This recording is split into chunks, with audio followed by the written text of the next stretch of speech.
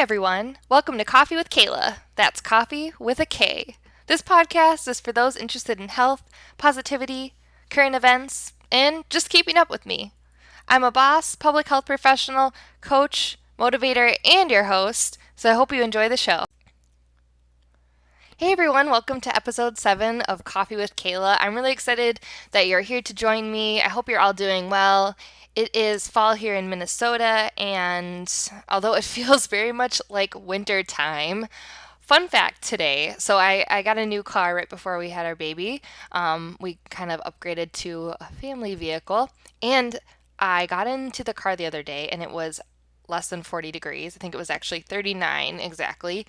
And this heated steering wheel was on and the heated seats were on. And I was like, what? It was amazing. If you live in the Midwest, you understand, or in the North, you understand like how amazing this was. So I didn't even have to turn it on. It was already on for me. The heat was blasting and it was just bliss.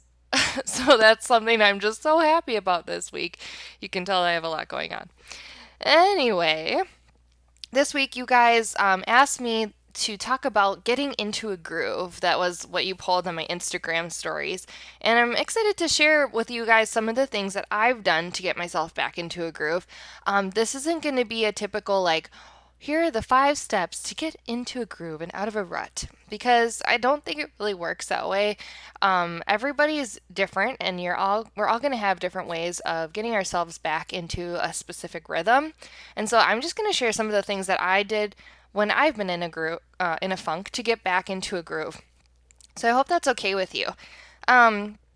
First off, I just want to talk about like, what is a groove? So it is a routine or a habit. You know, you're in the trenches of doing your thing. You've got tunnel vision on, but it's a good thing and you're moving forward. There's another definition of a groove, which is like a crevice or a rut, which is really interesting and funny because when we say that we're in a rut or a groove, a rut, we feel like we're stuck, right? I think the difference between a rut and a groove, which is also a rut, is that we are moving forward when we're in a groove. We can look beyond right now and we feel like we're moving. I feel like we're going somewhere, onward, so we say. And so that made me really curious about what other definitions of groove there were and how we can describe like what is a groove. And the other one that comes to mind is when you're dancing. You know, when you're dancing, you feel good, you're smiling, you're happy, you're in a groove. And I think pop culture is really obsessed with this concept too, because there are a lot of songs out there talking about dancing or being in a good place. Like Madonna's like, get into the groove, boy. Like that song. And then, of course, there's Earth, Wind, and Fire. Let's groove tonight. And then even, you know, JT, he's got right there, right there, let the groove get in. There's so many really awesome songs out there to help us feel really good.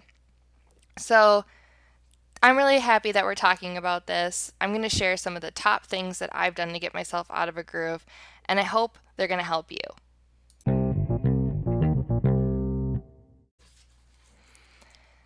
So the first way that I like to try to get myself out of a rut and into a groove is to read a book. Like a physical book, you guys. Not an ebook, not a book on tape. I like the physical copy and I like owning them because I like to annotate and write in the margin and put post-it notes everywhere. So yes, I did love junior year AP Lit, whatever. I don't do this for every book that I read, but if you're looking for inspiration and you find one of those books that's just like, you know, the words are just coming out at you like, oh, wow, I need to remember this. You want to annotate or just put post-its to flag the pages so that you can go back to them and then do come back to books like this. So I'll share a story with you. At the beginning of 2017, I must have flown somewhere. I don't really remember it. Maybe it was for the holidays or something. And I was in the airport and I went in one of those like little bookstore shops. And I was looking for a book, any book. I didn't really care. I think I was stranded there for a few hours. And the cover of Big Magic by Elizabeth Gilbert stood out to me. It's called Big Magic: Creative Living Beyond Fear. This book cover is hard to miss. It's like a color run photograph. It's like bursts of powdered color everywhere, like an explosion. It's awesome. And this book is for creatives, but she argues that everyone has some kind of creativity inside of them. And it's really inspirational. It talks about how to move beyond any fear that you've got. It talks about how, in order to do something or execute an idea, that idea has to come to you and you have to be willing and open to accepting that idea. And she argues that these inspirations or ideas are living things that kind of, I don't know, float and are around us all the time. And it's up to us to be, so in tune that we are receptive enough to receive them. So I believe this, guys. Have you ever had a moment where you just knew you had to do something? Or where an idea just like came to you and you just, bam, you did it, or you wrote it down. And you're like, I have no idea where that came from. Also, if you're not open to accepting the inspiration ideas, the idea will just move on. It'll go somewhere else. And she argues that's why sometimes, say you had a great idea for like, I don't know, a song. And then 2 years later, you heard someone singing that song lyric that you had never done or written. She argues that that idea might have come to you, but then it went away because you hadn't acted on it. So that's really interesting. And she says that you work in a partnership with ideas and inspiration. So this book is really empowering. It makes you feel really good after reading it, and it also puts in perspective that we all have doubts and fears. We all get stuck in a rut. We're all, have one reason or not to not move forward and just kind of stay in our rut. But there are so many reasons why you should act on your ideas and why you should just get up right now and do your thing. And so I have a post-it note on one of the pages, and it's written on the end. It's a capital letters, the word "this" with an exclamation mark. So I knew that I wanted to come back to it. The page says, question, what is creativity? Answer, the relationship between a human being and the mysteries of inspiration. And on another page, on page 78, she says, all I know for certain is that this is how I want to spend my life, collaborating to the best of my ability with forces of inspiration that I can neither see, nor prove, nor command, nor understand. It's a strange line of work, admittedly. I cannot think of a better way to pass my days. And so I feel like what she's saying is sometimes there's something we want to do. We're feeling a gravitation toward it. We might not understand that completely, but we just need to go with it. And sometimes it's not going to be easy to work on these ideas, but that's going to make it so much better when you're having a good, easy day.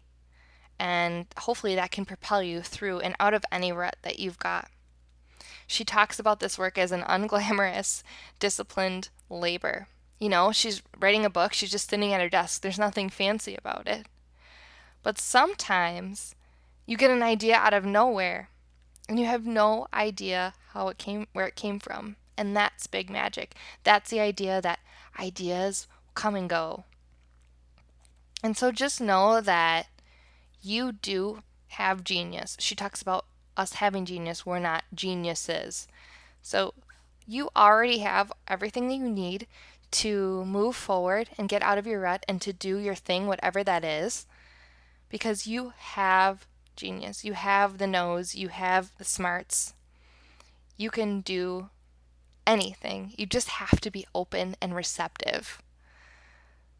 So that's my first way to get out of a rut, is to read books and annotate them. So other really cool titles that I love, there's another book by Tara Moore. It's called Playing Big: Practical Wisdom for Women Who Want to Speak Up, Create, and Lead. And She talks about first you need to um, really look inward, and that's going to help you on the outside. It's going to help you find your inner voice so that you can know how to lead and create and speak up and get out of that rut and have a life that is easy because you know your voice. So that is another title I really loved. Another classic book that we can all read is the novel The Alchemist. I picked this up last year, and this is really a book about listening to your heart and knowing that, again, you've already got everything inside of you that you need to move on.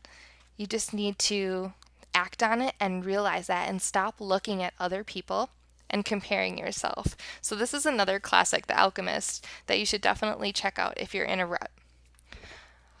And then lastly, I've read this book called The Quarter Life Breakthrough, Invent Your Own Path, Find Meaningful Work, and Build a Life That Matters by Adam Smiley Pozwalski.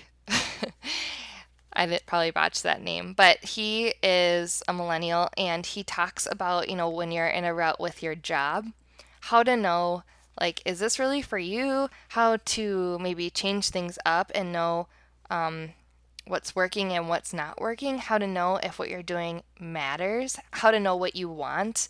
And so I thought this was really helpful when I was trying to decide, like, is what I'm doing for my career meaningful and do I love it or not, and kind of how to keep that all in perspective. So definitely check out those 4 books. The second way that I get myself out of a rut is to practice a lot of hygge. Okay, this word is spelled Hyggge, and it's a Danish word. So go Google it if you haven't heard of it. It is a word that is hard to translate into other languages, especially English, because the word is more about a feeling and an atmosphere. So some places I've found define hygge as the art of building sanctuary and community, of inviting closeness and paying attention to what makes us feel open-hearted and alive, or to create well-being, connection, and warmth, or a feeling of belonging to the moment and each other, and lastly, celebrating the everyday. It's about being with the people you love, creating an atmosphere that feels comfy and cozy. Just those moments that you're going to remember that make you feel really good. So I found another book. You don't have to read this book, but it's called The Little Book of Hygge, Danish Secrets to Happy Living by Meek Wiking. I think that's how you say it. But basically, what I do is if I'm in a rut or I'm just feeling like, ugh, I turn to things that make me feel good. So sometimes when you're in a rut, you need to stop and notice that you're in this cycle of ugh and you're stuck. And it's good to admit that to yourself and say, okay, like this isn't fun anymore. I need to change it up. And so for me, I will have a cup of warm coffee. Sounds so simple, but it helps me reset. I'll take a walk. I'll put on my most comfy, oversized, extra, extra, extra, extra large sweatshirt. I'll wear warm socks. I'll light candles. Candles are huge with hygge. I will put flowers in the house. I will try to brighten my day in any way that makes me feel good. I will look at pictures of my family or the lake, or I will decorate my house. Hygge is all about just creating an atmosphere that is your atmosphere that just makes you feel amazing. There are lots of different things you can do in your life. Just make a list of the things that put you in a good mood. There's a lot of different stuff on Pinterest, so just Google hygge, type in Hyggge, or you can go to the show notes and I will link my Pinterest page. I've pinned a few things for you guys, and it gives you ideas, having a leisurely morning, or like taking one day or the weekend off to just disconnect from everything. And you don't even have to use this time to think about how you're going to get out of a rut. In fact, don't. Just enjoy it and let your mind be free, because that's when you can have a clean slate and start over the next day. So check this out. And why I say this is something that I feel is beneficial. I mean, one, I've tried it. I feel like it works for me. But there is actual science in this book that talks about how the Danes are the most happy. And this book tries to get at why they think they are the happiest people in the world. When they're surveyed, they say that they rank the highest. Um, and they believe that it's because they practice hygge every single day. And that word's even like, an adjective to describe, like, say they're sitting together, talk, two people are enjoying each other's company, and it's raining and there's ambiance because there's just like, it's cozy and warm and they've got blankets and they have coffee and they're just like in the moment. And they'll say, this is so hygge. This is as hygge as it gets. So it's a hard concept to describe, but you've all been in a room where, maybe someone's playing piano and you walk in and there's this ambiance. The energy in the room just changes. You can feel it. And all of a sudden your shoulders go down from your ears. Your face relaxes and you might even smile. You let out a sigh. You're like, okay, that's kind of you just adjusting to the energy in the room. So essentially, create an atmosphere that's got good vibes for yourself, and don't let anyone else ruin that for you. Know that that is your moment, and that can help you reset.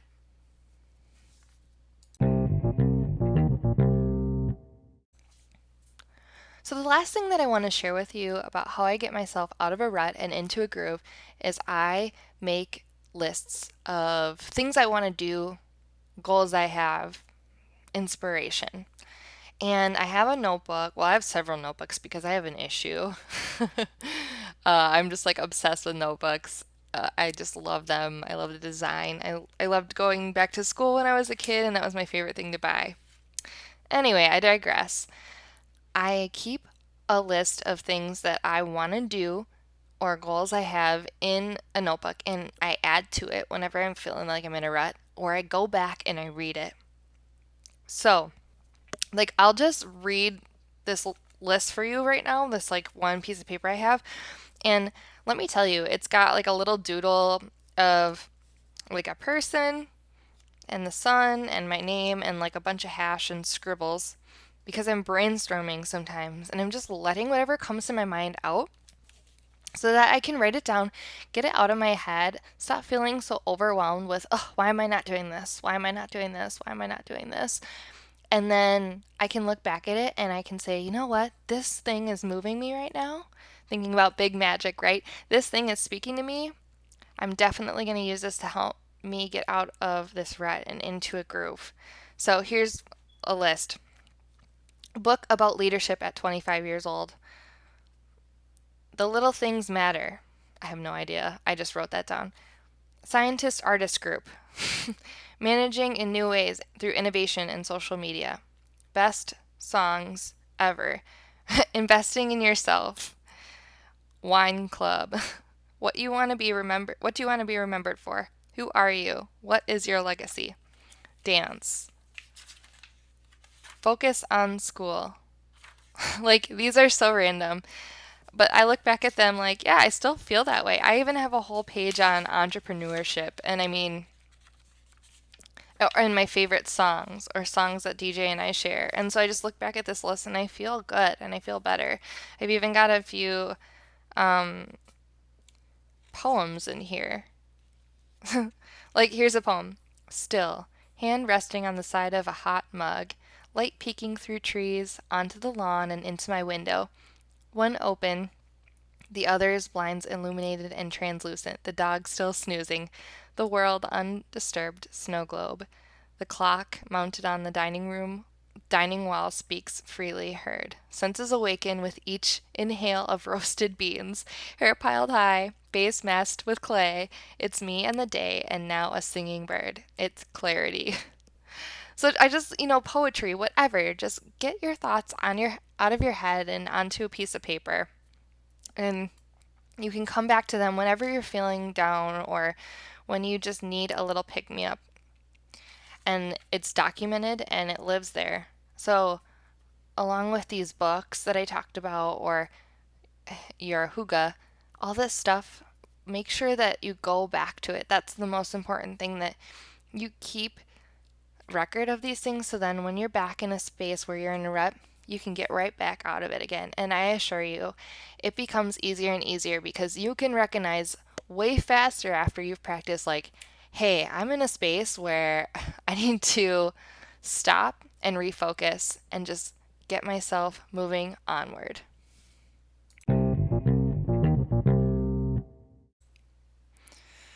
All right, I just had to take a big sip of my coffee, you guys. It's been a pleasure talking to you about getting out of a rut and into a groove, and I hope you enjoyed today's episode. Pay attention on the way out of the episode with the closing remarks, because I wanted to let you know, if you don't already know, I have my own Instagram profile now for this podcast. It's at Coffee with Kayla Podcast. So go over there, like the page, follow the page, and that's where I'll post updates about the podcast. And of course, I'll still share on my at Kayla_Cerulean profile. But exciting there that you guys can follow the blog on Instagram finally. Thanks again for joining me, and I look forward to chatting soon. Let me know if you enjoyed this episode, and please go ahead and check out the Instagram stories, because I'm going to be asking you guys a couple questions about what episodes you'd like to hear next. Thanks, you guys.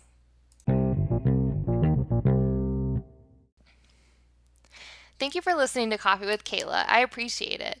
If you like what you heard and you want to hear more, please subscribe and leave a review. You can also follow the Instagram for this podcast at Coffee with Kayla Podcast, or follow my personal page at Kayla_Cerulean.